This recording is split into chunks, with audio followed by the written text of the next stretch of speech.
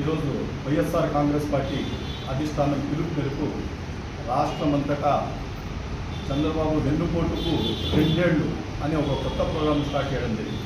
యాక్చువల్గా ఈ కూటమి ప్రోగ్రాం వచ్చి దగ్గర 2 ఏళ్ళు కావస్తూ ఉంది. ఒక 2 ఏళ్ళు కంప్లీట్ అయిపోతుంది. దానికోసం స్టేట్ వైడ్ వచ్చిందో ఈ ప్రోగ్రాం స్టార్ట్ చేయడం జరిగింది. దాంట్లో భాగంగా ఈరోజు అన్ని జిల్లా కేంద్రాల్లో వచ్చిందో పోస్టర్ ఆవిష్కరణ ప్లస్ ఈ బుక్ ఉంది, వెన్నుపోటుకు 2 అనే బుక్ ఆవిష్కరణ కార్యక్రమం చెప్పడం జరుగుతుంది. అదేవిధంగా రేపు 3వ తేదీ అన్ని నియోజకవర్గ కేంద్రాల్లో కూడా ఇది పోస్టర్ ఆవిష్కరణ కార్యక్రమం, అదేవిధంగా ఈ బుక్ ఆవిష్కరణ కార్యక్రమం చెప్పడం జరుగుతుంది. అదేవిధంగా జూన్ 4వ తేదీ కార్యక్రమం చెప్తున్నా. జూన్ 4వ తేదీ వచ్చిందో మండల కేంద్రాల్లో రాష్ట్రంలోని అన్ని మండల కేంద్రాల్లో ప్రధాన కూడల్లో ఖచ్చితంగా మన చంద్రబాబు నాయుడు గారు ఏం మేనిఫెస్టో ఇచ్చినారు, ఏ హామీలు ఇచ్చినారు, ఏమి బాండ్ ఇచ్చినారు, పవన్ కళ్యాణ్ గారు చంద్రబాబు నాయుడు కలిసి ఏమి ఇచ్చినారు అనేది అవన్నీ ప్రజలకు చెప్పి వాళ్ళకి ఎక్స్ప్లెయిన్ చేసి అందరి సమక్షంలో కూడా దాన్ని వచ్చి కాల్చే కార్యక్రమాలుగా చెప్పడం జరుగుతాం. అదేవిధంగా జూన్ 8 లేక 9వ తేదీ వచ్చిందో ప్రతి నియోజకవర్గ కేంద్రంలో కూడా ఒక రౌండ్ టేబుల్ సమావేశం అందరూ అన్ని పార్టీలో కూడా తీసుకుని వచ్చేసి అన్ని ప్రజా సంఘాలను తీసుకుని వచ్చేసి అందరికీ ఒక చోట కూర్చోబెట్టేసి 100% దీని గురించి డిస్కషన్, ఏమి చేసినారు, ఏమి చేయలేదు, ప్రజలకు ఎంత మేర ద్రోహం చేసిన చంద్రబాబు నాయుడు గారు, ఏ విధంగా ఆయన ఇచ్చిన హామీలు నెరవేర్చకుండా అందరికీ తప్పుదోవ పట్టించినారు అనేది కూడా క్లియర్ కట్గా చేయడం జరుగుతుంది. అదేవిధంగా జూన్ 12వ తేదీ రాష్ట్ర వ్యాప్తంగా అన్ని నియోజకవర్గ కేంద్రాల్లో 2 ఏళ్లకు ఈ వెన్నుపోటుకు 2 ఏళ్ల నిరసనగా భారీ ర్యాలీలు చేపట్టడం జరుగుతాం. ఈ కార్యక్రమం వచ్చిందను ఈ రోజు నుండి జూన్ 12 వరకు కంటిన్యూగా స్టేట్ వైడ్ చేయడం.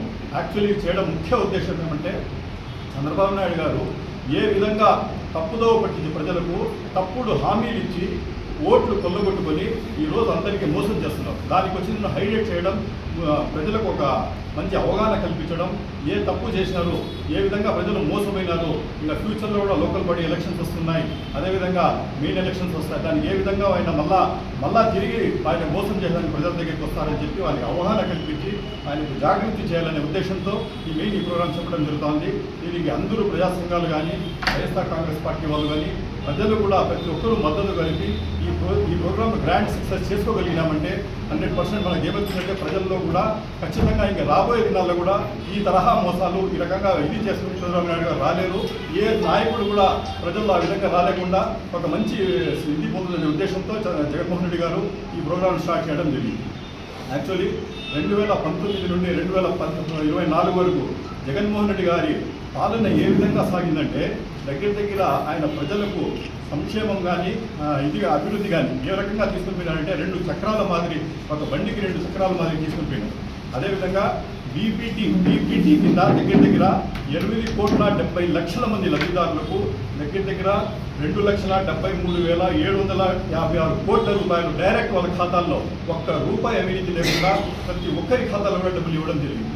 అదేవిధంగా నాన్ డీబీటీ కింద 4,50,00,000 మంది లబ్ధిదారులకు 1,84,604 కోట్ల రూపాయలు వాళ్ళ ఖాతాలో వేయడం జరిగింది. ఆ విధంగా టోటల్ 5 సంవత్సరాల పరిపాలన, దాంట్లో 2 సంవత్సరాలు కరోనాలో తీసేస్తే దగ్గర 5 సంవత్సరాల పాలనలో 13,20,00,000 మంది లబ్ధిదారులు, 13,20,00,000 మంది లబ్ధిదారులకు గాను 4,58,360 కోట్ల రూపాయలు వచ్చిందో వాళ్ళ అకౌంట్లో వేయడం జరిగింది. లెక్కేసుకోండి ఎంత డబ్బు రొటేషన్ వచ్చింది, ఎంత బిజినెసెస్ ఆంధ్ర రాష్ట్రంలో పెరిగినాయి, ఏ విధంగా పేదరికం నిర్మూలన చేయబడింది, ఏ విధంగా ఆంధ్ర రాష్ట్రంలో మంచిది జరిగింది అని చెప్పి ఈ డబ్బుతో ఆ తర్వాత ఆ రకంగా అందరూ సస్యశ్యామలంగా హ్యాపీగా బిజినెస్ చేసుకుంటూ హ్యాపీగా ఉన్నారు. ఈరోజు మనమే చూస్తున్నాం, ఎక్కడ చూసినా ప్రతిదీ కూడా ఇదే బిజినెస్లు లేవు, వ్యాపారాలు లేవు, ప్రజలందరూ కూడా చాలా ఇబ్బందులు పడుతుంటారు. దానికి డబ్బులు రొటేషన్ లేదు, పేదవాళ్ళ దగ్గర రొటేషన్ లేదు.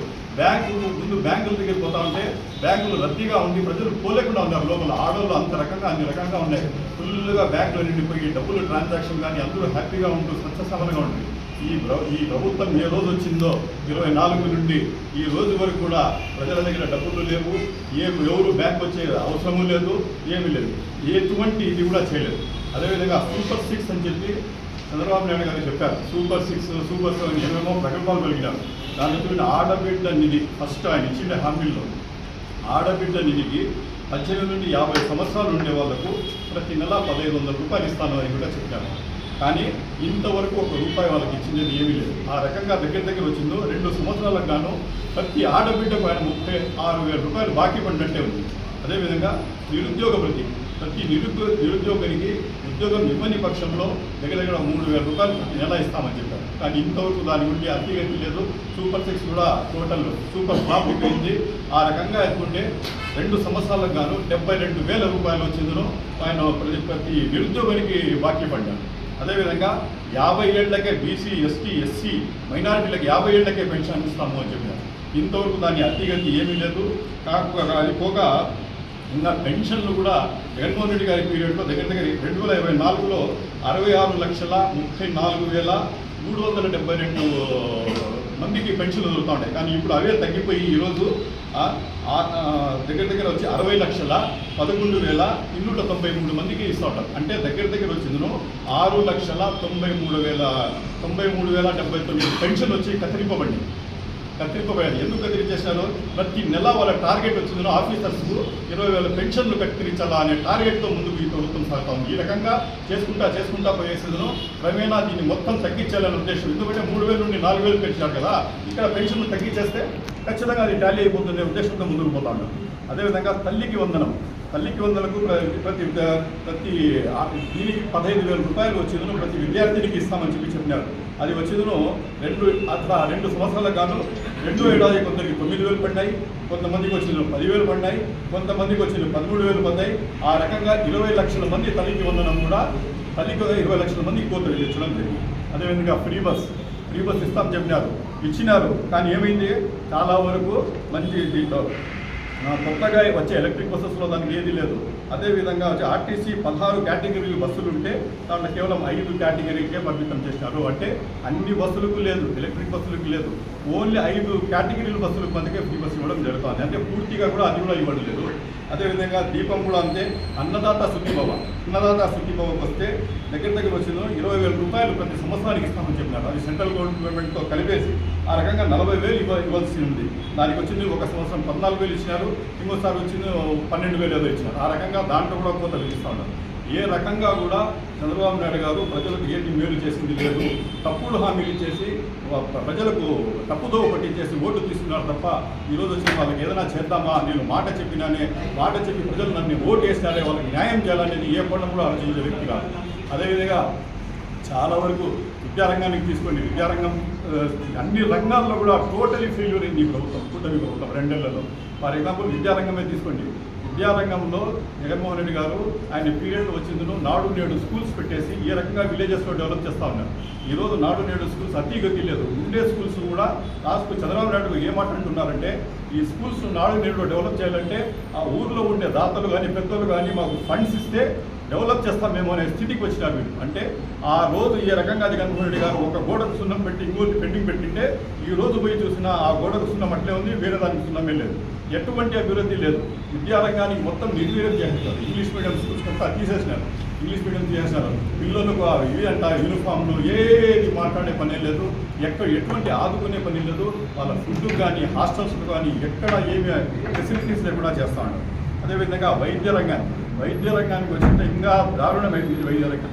ఇప్పుడు దానికి ఎగ్జాంపుల్స్ వచ్చి మదనపల్లి గవర్నమెంట్ హాస్పిటల్ ఇంతకుముందు ఎంత బాగుండేది, ఎంత మంచిగా ఉండేది. ప్రతి ఒక్కరు కూడా కార్పొరేట్ తరహాలో జగన్మోహన్ రెడ్డి గారు డెవలప్ చేస్తారు ఈ గవర్నమెంట్ హాస్పిటల్. ఆయన ఈరోజు ఏం చేస్తారు ఈ గవర్నమెంట్ హాస్పిటల్కు?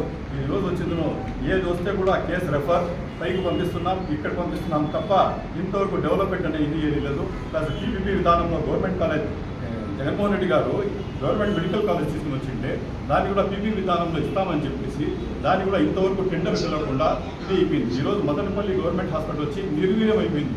ఇక్కడ ఉండే ఎక్విప్మెంట్ కూడా మొత్తం గుంటూరు తరలించేసి ఇక్కడ ఉండే వాళ్ళకు సారిడైన్ మాత్రం కావాలంటే కూడా బయట నుండి పోయి తెచ్చుకోవాలా. చిన్న ఇది వస్తే కూడా రెఫర్ అని చెప్పి ఆ స్థితికి తీసేసి ఆల్మోస్ట్ నిర్వీర్యం అయిపోయింది.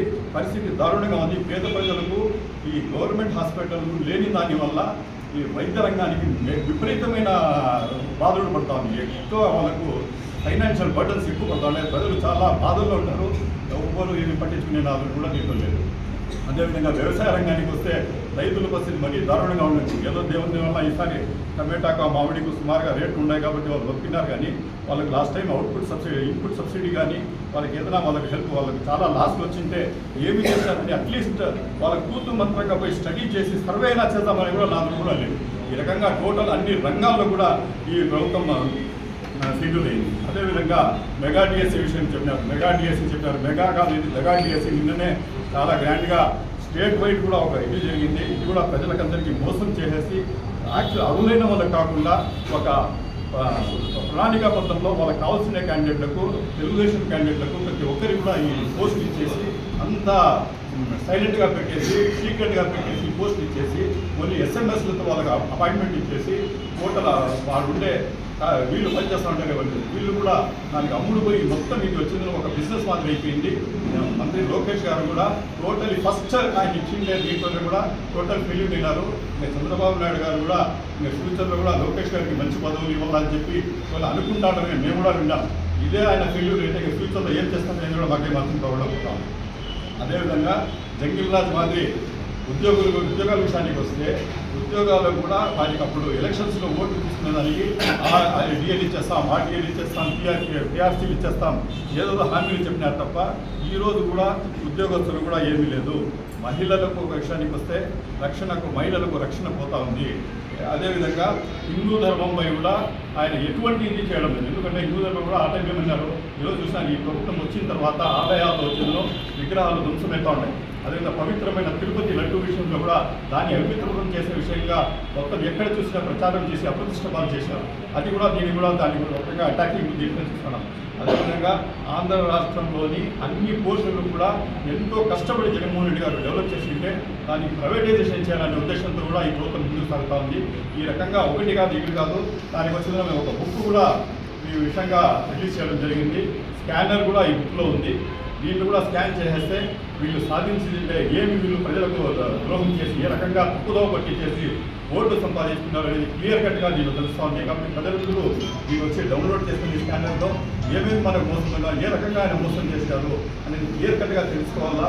ఖచ్చితంగా ఈ ప్రోగ్రాం మీ ప్రజలకు అవగాహన కోసం, ప్రజలకు తెలియాలనే ఉద్దేశంతోనే జగన్మోహన్ రెడ్డి గారు ప్రజలు ఇక ఫ్యూచర్లో కూడా ప్రజలు తప్పుదోవ పట్టకూడదు, వాళ్ళకు ఇది చేసే ఉద్దేశం ఉండకూడదనే ఉద్దేశంతో జగన్మోహన్ రెడ్డి గారి ఈ ప్రోగ్రాం పెట్టడం జరిగింది. ప్రజలందరూ కూడా ప్రతి ఒక్కరూ దీంట్లో పాల్గొని ప్రజా సంఘాలు కానీ ప్రజలకు ఒక అవగాహన కల్పించడం చాలా అవసరం. ఎందుకంటే ఫ్యూచర్లో ఇట్లా ఎవరు రాకుండా పోతారు. కాబట్టి ప్రతి ఒక్కరూ ఈ ప్రోగ్రామ్ సక్సెస్ చేసేసి ఈరోజు జిల్లాలో ఆవిష్కరణ జరుగుతుంది.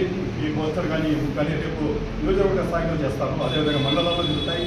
ఈ ప్రోగ్రాం కూడా ప్రతి ఒక్కరూ హాజరయ్యి ఈ ప్రోగ్రామ్ గ్రాండ్ సక్సెస్ చేస్తారు. అవకాశం